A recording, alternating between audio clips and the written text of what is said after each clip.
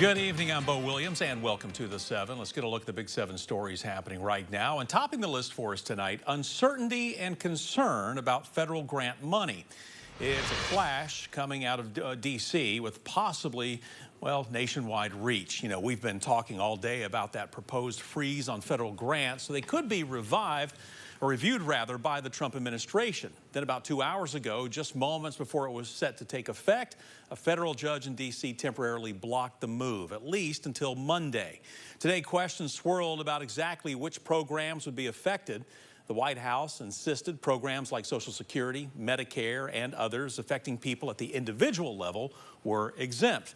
Now, the general consensus from grant-receiving organizations in Knoxville is they don't know how exactly this federal assistance freeze would impact them if it is allowed to go into effect.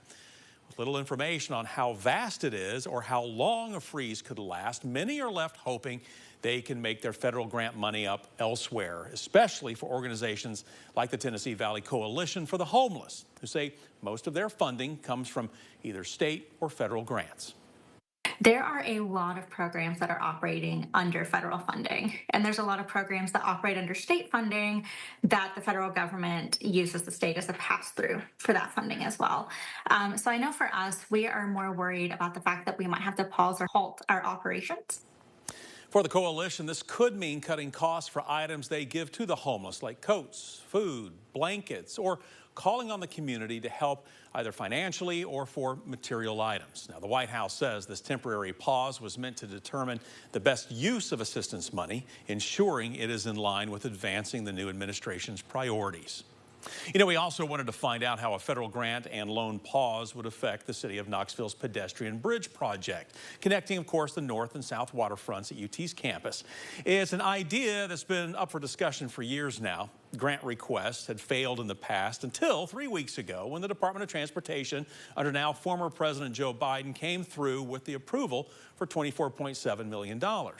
A spokesperson for the city of Knoxville tells 6 News this possible pause has raised a lot of questions and concerns. We are also being told that the city has been in touch with representatives in Washington, and the city says it anticipates more clarity in the coming weeks. Of course, we'll be sure to keep you posted. The impact of the program, which had awarded the money, can already be seen.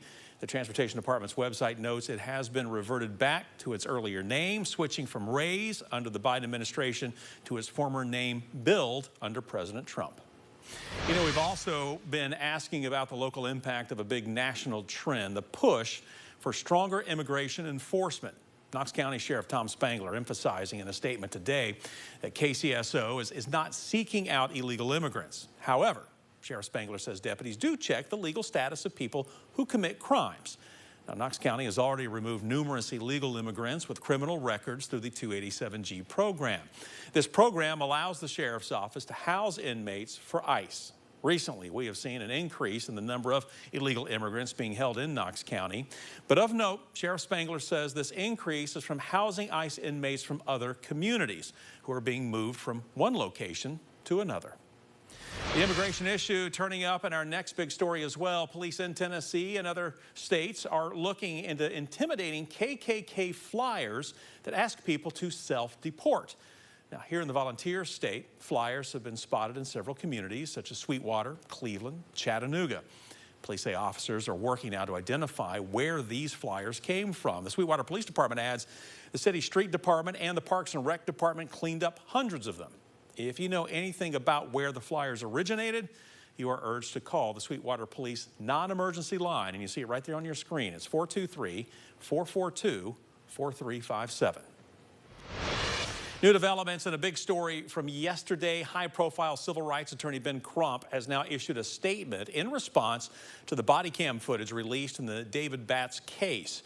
Crump took on cases like Breonna Taylor and George Floyd. Now he represents the Batts family. Crump calls the newly released body cam footage deeply troubling. Yesterday, we showed you this video of the interaction between 46-year-old David Batts and Knox County Sheriff's deputies earlier this month. According to the Knox County District Attorney's Office, no charges will be brought against the officers. Crump, an attorney who was risen to national prominence for his involvement in some high-profile cases, is representing the Batts family, as we mentioned. He shared a statement after the body cam footage was released. He said, quote, "The body camera footage just released raises deeply troubling questions about David's treatment while in custody. David needed and deserved medical care and compassion, but instead was met with brutality." Now, the sheriff's office and the district attorney's office have pointed to a medical examiner's finding that meningitis was the cause of Bat's death. Crump points to that condition in his statement, saying it can severely impair behavior and mental state. Crump said Bat should have been dealt with through, quote, "urgent medical attention, not a taser and punches to the head," end quote. Well, during yesterday afternoon's news conference, Knox County Sheriff Tom Spangler said Batts was refusing verbal commands and was acting irrationally. If there are any new developments on this case, we're going to be sure to update this story for you on our website at WATE.com. Another story a lot of you are talking about, a big increase in the cost of eggs has been on the minds of a lot of Americans these days. Egg prices soaring and not expected to drop anytime soon. The high cost affecting some of our local businesses as well. The rise in cost comes from an outbreak of bird flu that started in 2022. More than 145 million birds have had to be slaughtered since. Now, the average price per dozen in the U.S. hit $4.15 last month, but the Agriculture Department predicts prices will rise another 20% this year. Payson bread and bagels in North Knoxville has been affected by the higher costs more than once over the last couple of years. We go through probably 1,200 to 1,400 eggs a week. The bacon, egg, and cheese is our most popular sandwich, and it's about a third of our revenue probably. Unfortunately, we just kind of like have to roll with it and kind of eat the cost basically until they go back down. Hopefully they'll go back down. U.S. Department of Agriculture, by the way, has spent more than $1 billion compensating farmers for the birds that they have had to kill. Big progress, getting a huge project closer and closer to completion. The new crown jewel of Knoxville's old city, the multi-use stadium, getting close to being finished and closer to hosting thousands of fans this spring. You know, this morning, Knox County Sports Authority gave an update on the status of the stadium. Covenant Health Park still on track to be completed before the start of baseball season this April. And keep in mind, this will also serve as the home of Knoxville Soccer Club, or One Knox Soccer. These are still a few steps that need to get done before construction will be complete.